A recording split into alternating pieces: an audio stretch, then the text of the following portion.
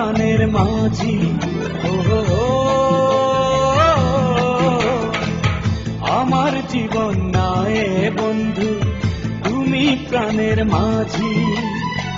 যেই নদীতে লইয়া যাইবা, যাইতে আমি রাজি।